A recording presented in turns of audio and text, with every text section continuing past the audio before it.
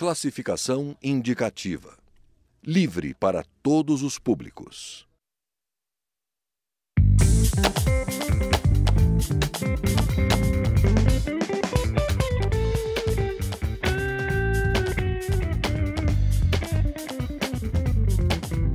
Olá! No dia 1º de maio, a presidente Dilma Rousseff anunciou o reajuste de 9% nos benefícios do Bolsa Família e uma correção de 5% na tabela do imposto de renda.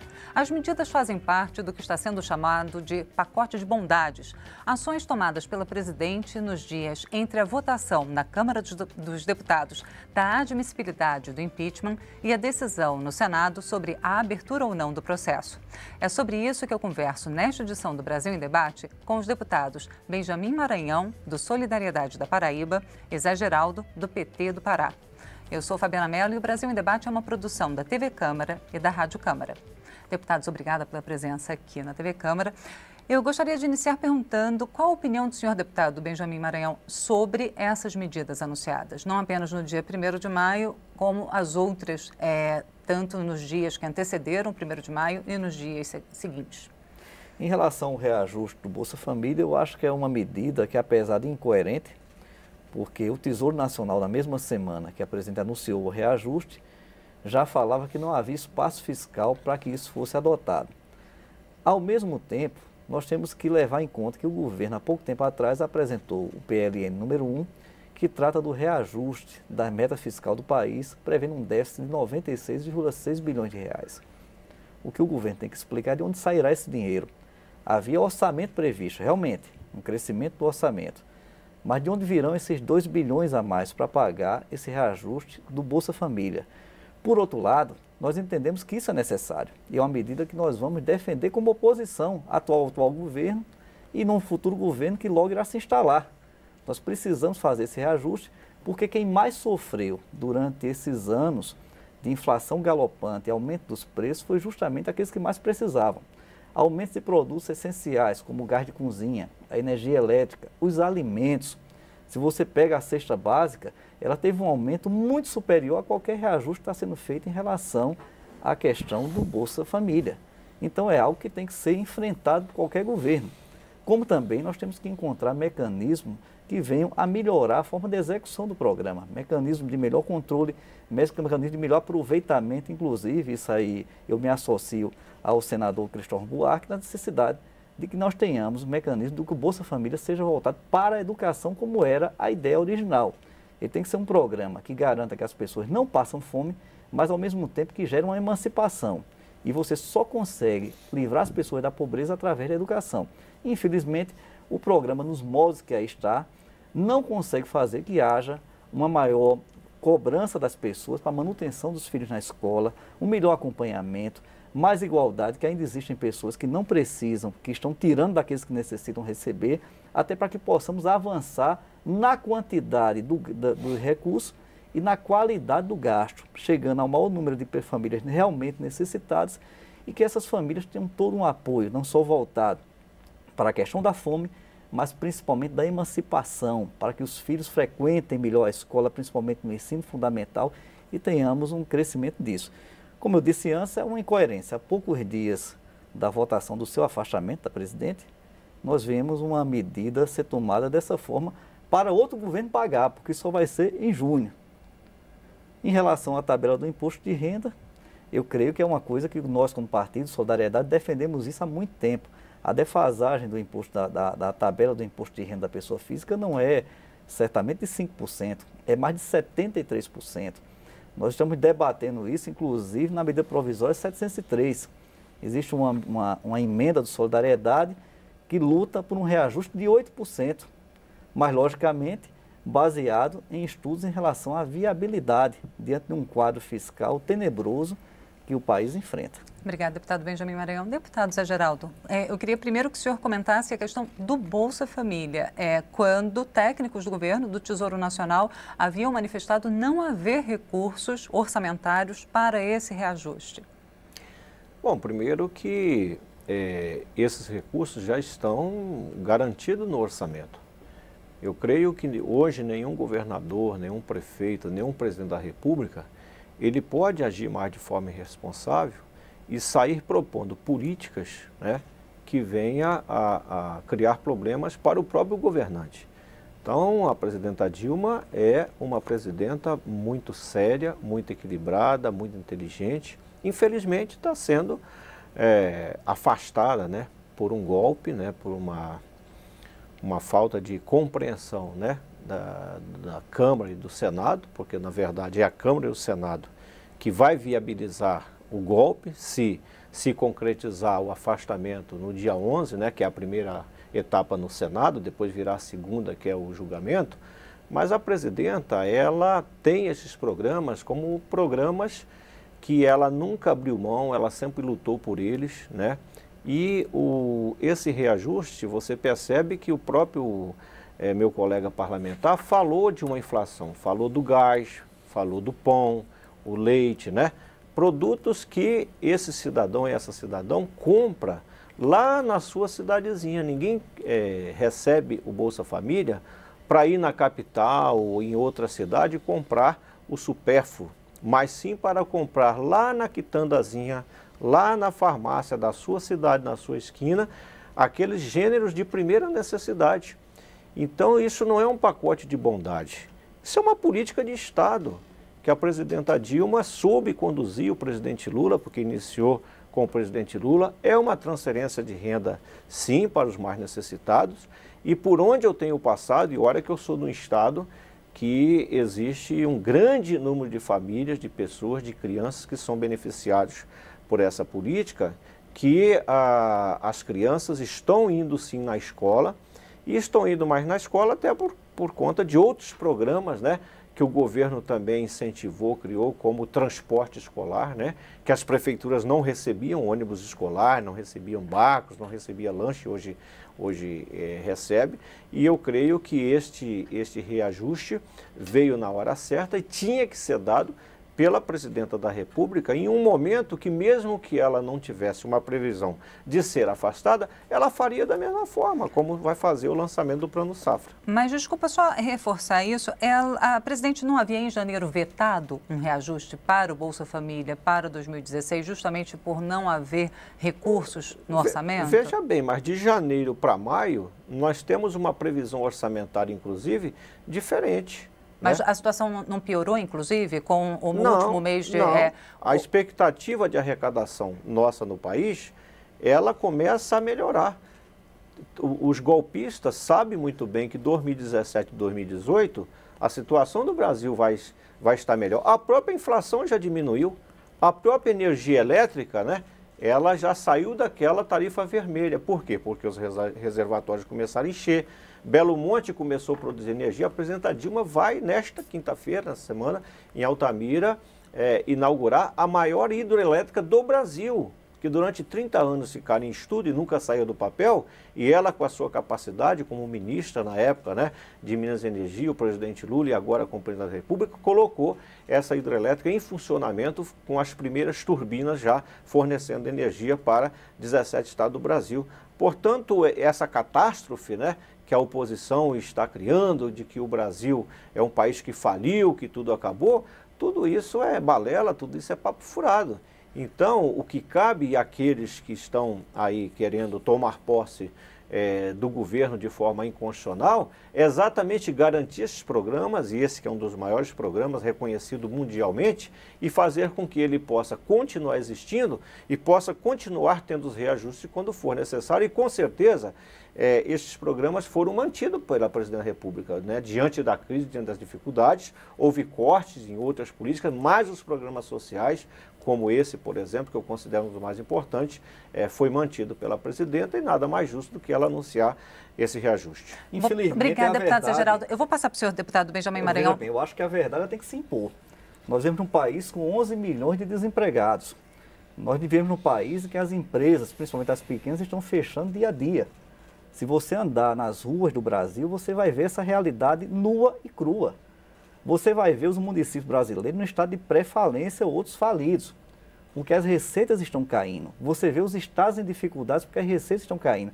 E vê a receita também da União cair. Não adianta agora o governo querer dizer que está no mar de rosas, que existe uma estabilidade. Pelo contrário, O que aconteceu e comprovado pelo próprio Tribunal de Contas da União foi uma tomada de medidas econômicas destrutivas. A chamada contabilidade criativa foi criada pelo governo, que criou um déficit crescente. Isso foi obra e fato de Dilma Rousseff. Isso vem se instalado no país há bastante tempo. Toda essa crise econômica, com queda do grau de investimento do país, o país perdeu todas as possibilidades de novos investimentos, a questão da Petrobras, a questão dos empréstimos e dos subsídios que foram criados para grandes grupos empresariais amigos do poder e que geraram todo esse déficit na economia nacional, isso foi criado justamente pelo descontrole das contas públicas. E o que nós estamos colocando de forma clara, isso foi demonstrado pelo TCU, que é uma realidade que a população vive. A inflação, ela é uma realidade do dia a dia das pessoas que vão ao mercado, que vão à feira, que vão ter que pagar a sua escola dos filhos, que vão ter que pagar um plano de saúde, porque durante esses 13 anos de governo do PT não foi construída uma saúde pública digna no Brasil, e ela teve tempo suficiente para se fazer isso. Isso é a realidade que nós vivemos. Então, essas medidas paliativas, pequenas, que não irão resolver a vida prática das pessoas, eu não creio que isso possa ser chamado nem de pacote de bondades. Nem a esse ponto chega. Porque a realidade do cidadão brasileiro, do trabalhador, ela é muito cruel. Eu não falo nem em classe média, porque o nível de tributação que existe em relação ao imposto de renda no Brasil, ele pega desde motoristas de ônibus, ele pega torneiros mecânicos, ele pega pessoas que são operários de fábrica, pequenos empresários que pagam uma carga tributária gigantesca. Enfim, é uma coisa generalizada. E quando você fala em diminuir, por um lado, e aumentar as alíquotas de contribuição de empresa, você está dando com uma mão e tirando com a outra. Então isso não chega nem a ser uma bondade. E essa questão de se falar em golpe, que isso virou uma coisa, até me perdoe, Zé, todo o respeito que eu lhe tenho. Vocês não gostam, esse aqui é um local comum, porque você vai me deixar falar, que eu lhe ouvi com toda tranquilidade. Não, estou deixando só. O que ocorreu foi um processo que foi chancelado pelo Supremo Tribunal Federal, que é o guardião da Constituição. Todos os atos que tinham sido feitos, até pelo presidente Eduardo Cunha, que qualquer um pode ter, as ressalvas que tiver em relação a ele, foram desfeitos e foi feito todo um rito aprovado por decisões do Supremo Tribunal Federal, só na véspera da votação da admissibilidade, que não foi um impeachment da presidente, foi a admissibilidade do processo na Câmara dos Deputados.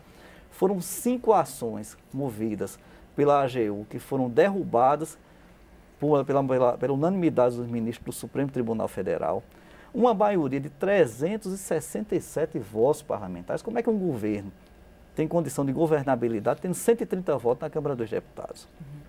Então se exauriu. O que eu quero dizer disso tudo é que esse governo está acabando porque ele se implodiu. Não foi uma oposição de 160 deputados que derrubou esse governo. O que derrubou esse governo foi o caos nas finanças públicas, foi a inflação, foi o desemprego, foi a corrupção em empresas como a Petrobras, que era um orgulho nacional e que virou o segundo escândalo de corrupção mais comentado no mundo. Isso era coisa que se via em países da África, em países ditatoriais como a Rússia ou a Ucrânia, e não no Brasil, coisa dessa monta. Bom, deputado do Benjamin Maranhão, obrigada. Deputado Zé Geraldo, o senhor vai ter a oportunidade de responder dentro de alguns instantes, porque o Brasil em Debate vai fazer um rápido intervalo e a gente volta já já. Não saia daí.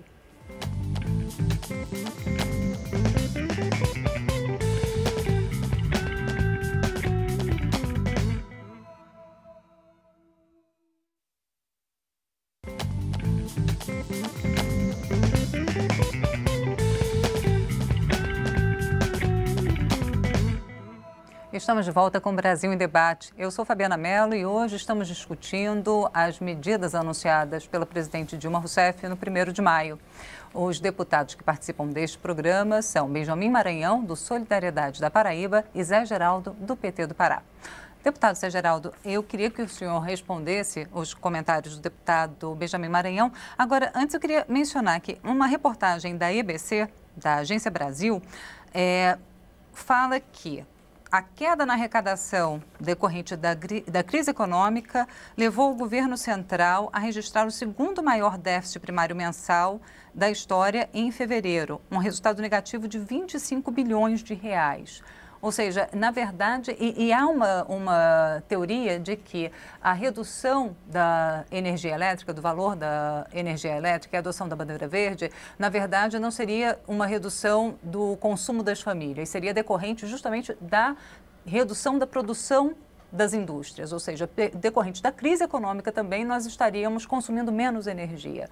E isso é que teria levado à redução do preço da energia elétrica. Como é que o senhor vê essa questão? Não, eu acredito que as duas coisas aconteceram. É verdade que na medida que você diminui consumo, você diminui industrialização e diminui a energia. Se bem que nós já temos a comprovação que quem mais gasta energia no Brasil não é nem a indústria, é a própria agricultura, é a própria produção, que tem aumentado no Brasil, por conta exatamente dos bons financiamentos, dos grandes financiamentos. Uma das coisas que a presidenta Dilma preservou foi exatamente os financiamentos na produção, tanto é que os planos safras vêm aumentando.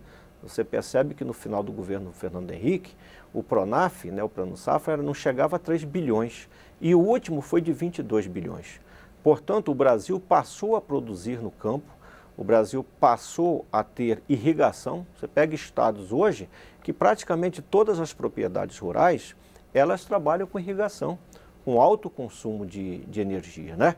Então é verdade, mas mesmo que a indústria estivesse produzindo como ela produzia, nós ainda teríamos a energia porque, naturalmente, os reservatórios, né, voltaram a encher e outras fontes de energia começaram a acontecer. Naturalmente que vamos ter que continuar produzindo energia no Brasil, até para que ela possa ficar mais barata. Então eu acredito que nós estamos vivendo neste momento também, nessa disputa política, nesse momento do golpe, e não adianta meu colega vir dizer que não é golpe, porque ele é golpe, não adianta misturar corrupção com o debate da economia, porque se for para ir para o debate da corrupção, o presidente da Câmara que conduziu o processo do impeachment é o mais envolvido na Lava Jato, é o político mais antipático do Brasil. Então esse debate não pode... Hoje mesmo o Aécio Neves foi denunciado, então tem vários partidos que eram aliados, que ajudaram no golpe e que tem parlamentares envolvidos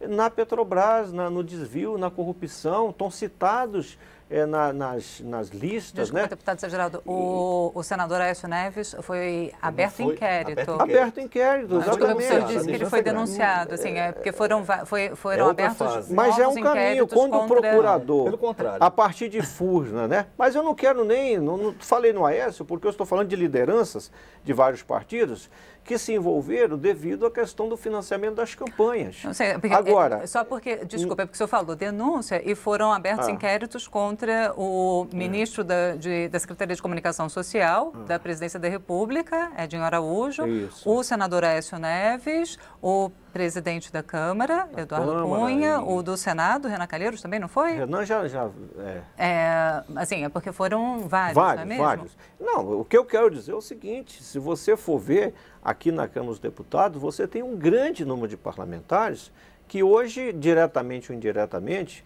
alguns ainda não são réus, mas poderão ser réus. Então, trazer esse debate da corrupção, que a Petrobras é um orgulho, até porque quem descobriu o pré-sal, quem fortaleceu a Petrobras, que com tecnologia própria, sem importar tecnologia, descobriu o pré-sal, foi a partir do governo Lula. Quem fez a partilha do pré-sal foi a partir do nosso governo. E, na verdade, não se fala, mas o que está em jogo é exatamente a privatização da Petrobras. É entregar para o capital internacional uma riqueza estratégica nossa. É isso que está em curso. Então, isso daí o povo vai descobrir. Eu quero deixar registrado hoje, nesta sessão, nessa entrevista, e posso até apostar. Eu quero ver se daqui 90 dias, 100 dias, se a maioria do povo brasileiro não está contra o impeachment. E quero ver como é que o Senado vai fazer o julgamento do impeachment da presidenta com a maioria do povo brasileiro estando contra o impeachment, porque estão descobrindo que tudo isso foi uma grande farsa e que, na verdade, todos aqueles que vão compor o governo, grande parte foram os perdedores das eleições e quem já governou esse país nos últimos 20 anos, na era Fernando Henrique, Sarney, Collor e Itamar, e que nunca fizeram nada no Brasil. Aliás, colocaram o Brasil de joelho, endividaram o Brasil, fizeram empréstimo no FMI, As nossas rodovias eram um desastre de norte a sul do Brasil, não tinha Pronaf, não tinha Luz para Tudo, não tinha Bolsa Família, não tinha Pronacampo, não tinha Mais Médico, não tinha nada disso. Quer dizer, nós conseguimos fazer tudo isso. Quero ver como é que eles vão conseguir desenvolver o país mantendo esses programas que foram criados e que não podem ser extintos de uma hora para outra. Obrigada, deputado exagerado. Deputado Benjamin Maranhão. Eu acho lamentável isso, querer pegar e minimizar o grande trabalho que foi feito pelo presidente Itamar Franco e pelo presidente Fernando Henrique Cardoso. Isso é lamentável no que diz respeito ao controle das contas públicas, ao controle da inflação, porque o grande problema do Brasil era a inflação naquela época. Quem não lembra de como era corroída a renda e o salário do trabalhador, e foi o caminho que o PT assumiu a partir do governo Dilma.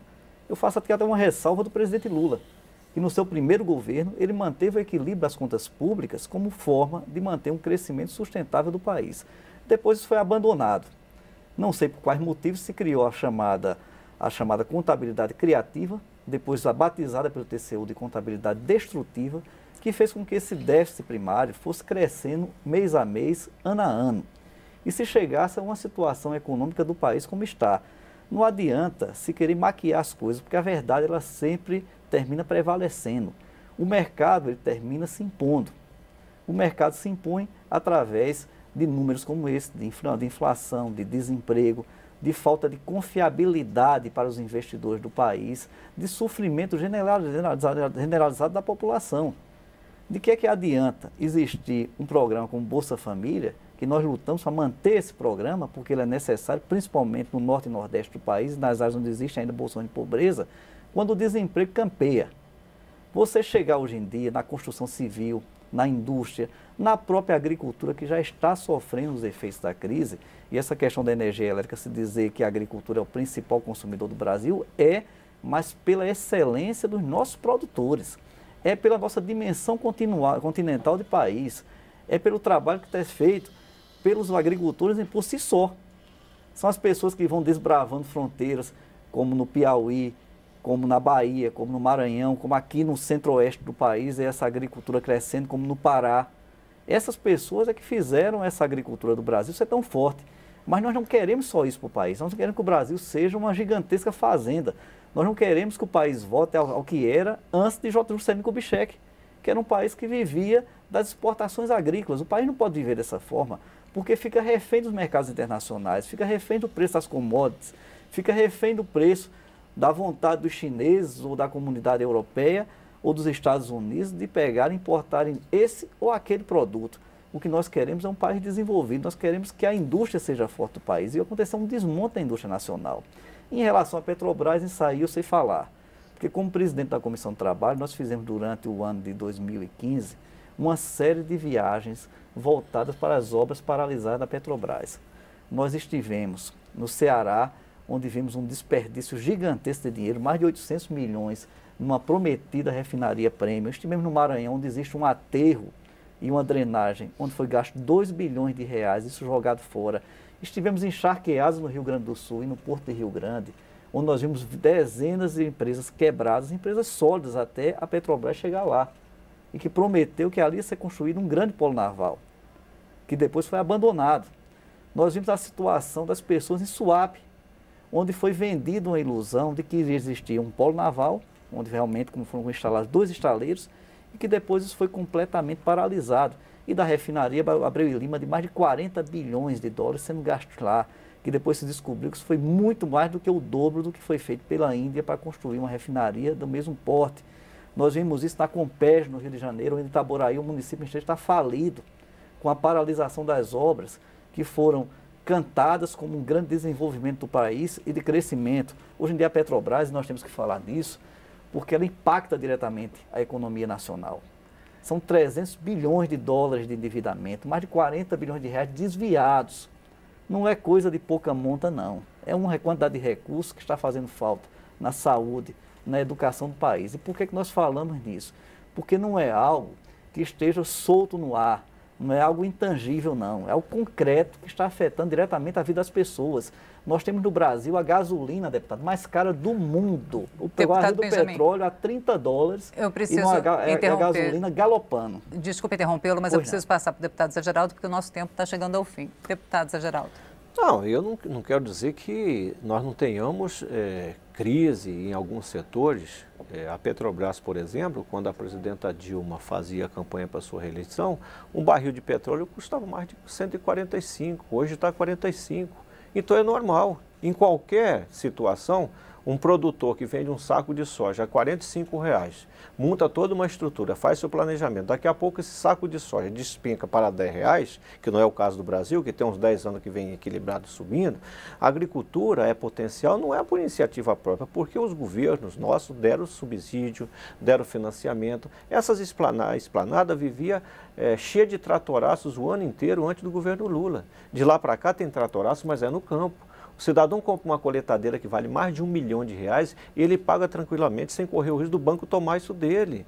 Então, na verdade, o campo, o potencial, a agricultura, a Embrapa, tudo se desenvolveu também graças aos financiamentos do Banco do Brasil, dos fundos concessionários, do BNDES, que financiou inclusive as patrulhas para os empresários rurais. Então, não é só a excelência é um esforço individual, empresário ou individual ou cooperativado, mas é também as possibilidades que a partir do governo Lula esses empreendedores tiveram para fortalecer a nossa produção agropecuária nacional e realmente nós crescemos muito. Temos a Embrapa, né, que tem crescido e contribuído para melhores sementes, melhores espécies, etc. Mas não dá para dizer que é só excelência, de que isso é um esforço individual. E por que isso não acontecia no passado? Que sempre houve esforço individual. Então também não dá para dizer que agora o Brasil é um caos, porque nós temos reservas. Quando nós recebemos o governo em 2003, o Brasil tinha 60 bilhões, hoje tem mais de 400 bilhões. Esse país não é um país falido, né? Agora, a Petrobras vai se reerguer, os Emirados Árabes, por exemplo, estão se replanejando, porque o petróleo despencou, eles também não sabem o que fazer. Então tem que buscar novas alternativas para segurar a economia, porque eles tinham muito dinheiro a partir do petróleo. Quando o petróleo cai, quem é culpado disso? É a Dilma? É o PT? Quem é o culpado disso? É o mercado internacional, tá certo? Então, não adianta, porque eles nunca deram resposta. Então, as pessoas que estão aí pensando, né, que vão tomar o governo de assalto, que vão enganar o povo brasileiro, vão se dar mal logo ali na frente, com certeza. Deputados, muito obrigada pela presença aqui no Brasil em Debate. Eu que agradeço. Eu conversei com os deputados Benjamin Maranhão, do Solidariedade da Paraíba, e Zé Geraldo, do PT do Pará. Obrigada também a você que nos acompanhou até agora. Lembrando que você pode conferir novamente esta e as outras edições do Brasil em Debate na internet. O nosso endereço é câmara.leg.br/Brasil em Debate. Eu sou Fabiana Mello, espero você em uma outra oportunidade. Até lá.